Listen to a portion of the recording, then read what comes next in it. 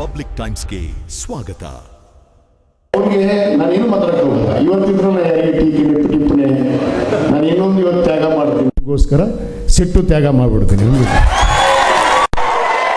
ಯಾಕಂದ್ರೆ ಈ ವೇದಿಕೆ ಮ್ಯಾಗ ಇವತ್ತು ಏನಾದರೂ ಭಾಳ ಮಂದಿ ಸಹಜವಾಗಿ ಅವ ಏನಕ್ಕನ ಅನ್ನೋರು ಇದ್ರು, ಇಲ್ಲಿ ಮಕ್ಕಳೇ ಇದ್ರು, ಭಾಳ ಮಂದಿ ಇರ್ತಾರೆ, ಮಕ್ಕಳ ಕಾಯ ಬಗಲ್ಮೆ ಅಂತಾರೆ ಇರ್ತಾರೆ.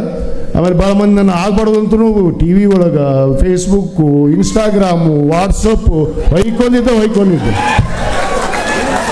ಅಲ್ಲೇ ನಿಮ್ಗೆ ನೆನಪೈತು ಇಲ್ಲೋ, ಕೊಲ್ಲೂರು 3 ಜನ ಇದ್ರು ಕಾಯ ಹೋಗಲ್ಲ ಅಂತೇಳಿ. ಆ ಕಾಯ ಇದ್ದಾಗ ನಾನು ಯಾವಾಗೂ ಬರ್ತದಿಲ್ಲ ಅನ್ಸಿಲ್ಲ. ಇದು ಮಾತಾಡ್ತಾರೆ ಭಾಳ ಮಂದಿ ಹೇಳಿದ್ರು ಮಂತ್ರಿ ಆದ್ರೆ ಹಂಗಾಗ್ಬಿಡುತ್ತೆ ಅಂತಂದ್ರೆ ಮಂದಿ ಜನ ನನಗೆ ಗೆಲ್ಸಿದ್ರು, ಹುಚ್ಚಂತ ಗೆಲ್ಸಿದ್ರು, ಶನೆ ಅಂತ ಗೆಲ್ಸಿದ್ರು, ದಡ್ಡ ಅಂತ ಗೆಲ್ಸಿದ್ರು.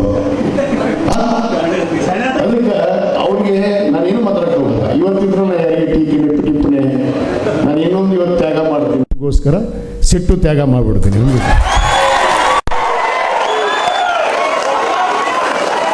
ಯಾಕಂದ್ರೆ ನೀವು ಒಂದು ದೊಡ್ಡ ಅವಕಾಶ ಕೊಟ್ಟರೆ, ಈ ಅವಕಾಶಕ್ಕೆ ಅರಣ್ಣಾಗಿ ನಡೆದುಕೊಂಡ್ರೆ ನೀವು ಒಪ್ಕೋತೀರಿ, ರಾಜ್ಯ ಜನತಾ ಒಪ್ಕೋತಾರ, ಮುಖ್ಯಮಂತ್ರಿಗಳು ಯಾಕಂದ್ರೆ ಒಬ್ಬ ನಮ್ಮ ಸರ್ಕಾರದ ಒಬ್ಬ ಪ್ರತಿನಿಧಿ, ಒಬ್ಬ ಕ್ಯಾಬಿನೆಟ್ ದರ್ಜೆ ಸಚಿವನಾಗಿ ನಾನು ಆ ಅರಿವು ಇಟ್ಕೊಂಡು ನಾನು ನಡಿಬೇಕಾಗತ್ತೆ. ಅದಕ್ಕೆ ನಾನು ಈ ವಿಶೇಷವಾಗಿ ತಾವೆಲ್ಲ ನನ್ನ ಸ್ನೇಹಿತರು ACO ಶಾಲೆಯಿಂದ ನನ್ನ ಸ್ನೇಹಿತರು ಎಲ್ಲರೂ ಬಂದಾರ. ನಮ್ಮ ನರಸಿಂಹ ಸಾಕ, ರಾಜು ಕಾಟವಾ, ಟಿಪ್ಪು ಭಂಡಾರಿ, ರಾಘು ಮತ್ತು ಚಂದ್ರಕಾಂತ್ ಸುಳಿಕಲ್ಲು, ನಮ್ಮ ಸೋಮನಾಥ್ ಕೋರಾ, ಗಿರೀಶ್ ಸ್ಯಾವಿ, ಭಾಳ ಜನ ಬಂದಾರ. ನಮ್ಮ ಡಾಕ್ಟರ್ ಬಾರಿಗಿಡದವರು ಬಂದಾರ, ನಮ್ಮ ರಾಜು ಕಾಟೋ ಅವರು ಅದಾರ. ಎಲ್ಲರೂ ಕೂಡ ಎಲ್ಲರದ್ದು ಒಂದು ಅಭಿಲಾಷೆ, ನಿಮ್ಮ ಹಾರೈಕೆ ಇರ್ತೈತಲ್ಲ, ಮನುಷ್ಯನ ಮನದಾಳದಿಂದ ಯಾವುದೇ ಪ್ರಾರ್ಥನೆ ಮಾಡಿದ್ರೆ ಹೇಳಿದ್ನಲ್ಲ, ಈಗ ಪ್ರಾರ್ಥನೆ ವಿಫಲ ಆಗುವುದಿಲ್ಲ ಅಂತೇಳಿ, ಪ್ರಯತ್ನ ವಿಫಲ ಆಗ್ತಾವೆ. ನಾವು 100 ಜನಕ್ಕೆ 100 ಕಡೆ ಅಡ್ಡಾಡಿರ್ಬೇಕು, 1000 ಸರಿ ಡೆಲ್ಲಿಗೆ ಹೋಗಿ ಬಂದಿರ್ಬೇಕು. ಚಂದ್ರಶೇಖರ್ ರಾಠೋಡ್ರಿಗೆ ಗೊತ್ತೈತಿ, ಡೆಲ್ಲಿಗೆ ಅದ್ರೇನ್ರಿ ಸರ್ ಅಂತ ಅವ್ರು ಇಲ್ಲೇ ಕೂತ್ಬಿಟ್ಟಿದ್ರು ಪಾಪ ಬೆಂಗಳೂರಾಗ.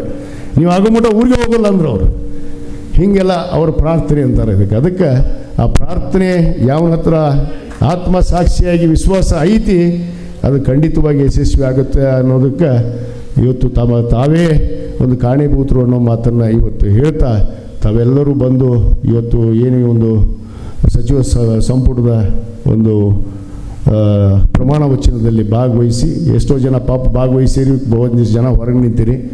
ಯಾಕಂದ್ರೆ ದಿಢೀರಂತ ಆಯಿತು, ಇಲ್ಲೇ ಸ್ಕ್ರೀನ್ ಹಾಕ್ರಿ, ನಮ್ಮ ಎಲ್ಲರೂ ಇಲ್ಲೇ ಕುಂತು ನೋಡಲಿ ಅಂತಂದೆ. ಬಹುತೇಕ ತಾವೆಲ್ಲ ನೋಡಿ ಆಶೀರ್ವಾದ ಮಾಡಿದಿರಿ. ತಮ್ಮ ಆಶೀರ್ವಾದ ಸದಾ ಇರಲಿ. ನಾನು ಈಗಾಗಲೇ ತಮಗೆ ಮಾತು ಕೊಟ್ಟಂತೆ ಇವತ್ತು ಭಾಳಷ್ಟು ಜವಾಬ್ದಾರಿ ಇರ್ತೈತಿ. ಯಾಕಂದರೆ ಇಡೀ ರಾಜ್ಯ ತುಂಬ ನನಗೆ ಈಗಾಗಲೇ ಪ್ರಥಮ ಸಚಿವವಾಗಿ ಒಳಗೆ ಹೋದೆ. ಕ್ಯಾಬಿನೆಟ್ದ ಒಂದು ಸಚಿವ ಸಂಪುಟದ ಒಂದು ಸಭೆಯನ್ನು ಕೂಡ ಮಾನ್ಯ ನಮ್ಮ ಮುಖ್ಯಮಂತ್ರಿಗಳಂತ DK ಶಿವಕುಮಾರ್ ಅವರು ಕರೆದಿದ್ದರು. ಈಗಾಗಲೇ ರಾಜ್ಯದ ಏನು ಅನೇಕ ಸಮಸ್ಯೆ ಇದಾವೆ, ದುರಂತ ಸಮಸ್ಯೆ, ಬರಗಾಲ ಇರ್ಬೋದು, ಕುಡಿ ನೀರಿನ ಸಮಸ್ಯೆ ಇರ್ಬೋದು, ಮೇಕೆದಾಟು ವಿಷಯ ಇರ್ಬೋದು, ಇಂಥ ಎಲ್ಲ ಸಮಸ್ಯೆಗಳನ್ನು ಕುರಿತು ಚರ್ಚೆ ಮಾಡಿದ್ದೇವೆ. ಖಂಡಿತವಾಗಿ ಬರಗಾಲ ಎದುರಿಸ್ತಿರುವಂಥ ನಮ್ಮ ಉತ್ತರ ಕರ್ನಾಟಕ, ವಿಶೇಷವಾಗಿ ಆ ಉತ್ತರ ಕರ್ನಾಟಕಕ್ಕೆ ಹೆಚ್ಚಿನ ಒತ್ತನ್ನು ಕೊಟ್ಟು ಈಗಾಗಲೇ ನಮಗೆ ಸೂಚನೆ ಕೂಡ ಕೊಟ್ಟಿದ್ದಾರೆ. ನಾಳೆನೇ ನೀವು ಕಾಲಿಗೆ ಚಕ್ರವನ್ನು ಕಟ್ಟಿಕೊಂಡು ಜಿಲ್ಲೆಯಾದ್ಯಂತ ಪ್ರವಾಸ ಮಾಡಬೇಕು ಅಂತ ಹೇಳಿದ್ರೆ, ನಾನು ನಾಳೆನಿಂದಲೇ ಆಗಿ ನನಗೇನು ಜವಾಬ್ದಾರಿಯನ್ನು ಕೊಟ್ಟಿದ್ದಾರೆ ಆ ಜವಾಬ್ದಾರಿಯನ್ನು ಸಮರ್ಪಕವಾಗಿ ನಿಭಾಯಿಸುವಂಥ ಕೆಲಸ ಮಾಡ್ತೀನಿ. ನಿಮ್ಮ ಆಶೀರ್ವಾದ ಸಹಕಾರ ಸದಾ ಇರಲಿ ಅಂಥೇಳಿ ಈ ಸಂದರ್ಭದಲ್ಲಿ ತಮ್ಮಲ್ಲಿ ಎಲ್ಲರಲ್ಲಿ ವಿನಂತಿ ಮಾಡಿಕೊಂಡು ಬಂದು ಹಾರೈಸಿ. ಆದರೆ ಒಂದು ವಿನಂತಿ ಮಾಡ್ಕೋತೀನಿ, ದಯವಿಟ್ಟು ನೀವು ಕ್ಷೇತ್ರಕ್ಕೆ ಹೋದ್ಮೇಲೆ ನಾನು ನಾಳೆ ಬರ್ತೀನಿ ಸಂಜೆ ಮುಂದೆ, ದಯವಿಟ್ಟು ಯಾರಿಗೂ ಹಾರ ಶಾಲು ಬರಗಾಲ ಇದೆ, ದಯವಿಟ್ಟು ನಿಮ್ಗೆ ಕೈ ಮುಗಿದು ವಿನಂತಿ ಮಾಡ್ಕೋತೀನಿ, ಯಾರೂ ಶಾಲು ಹಾರ ತರಬೇಡ್ರಿ, ಯಾರೂ ಬೇಡ.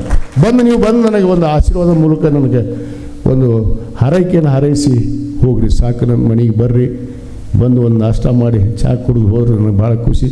ಇವತ್ತು ನಿಜವಾಗಲೂ ನಮ್ಮ ತಂದೆಯವರು 24 ವರ್ಷದಿಂದ ಇವತ್ತು ಸಚಿವರಾದವರು, 24 ವರ್ಷ ಆದಮೇಲೆ ಇವತ್ತು ನಿಮ್ಮ ಆಶೀರ್ವಾದದಿಂದ ನಾನು ಇವತ್ತು ಮತ್ತೆ ಆ ಕ್ಯಾಬಿನೆಟ್ ದರ್ಜೆದ ಸಚಿವರಾಗಿದ್ದೀನಿ. ಅದಕ್ಕೆ ಇದು ನನ್ನ ಕ್ಷೇತ್ರದ ಜನತೆಗೆ ಸಲ್ಲತ್ತೆ.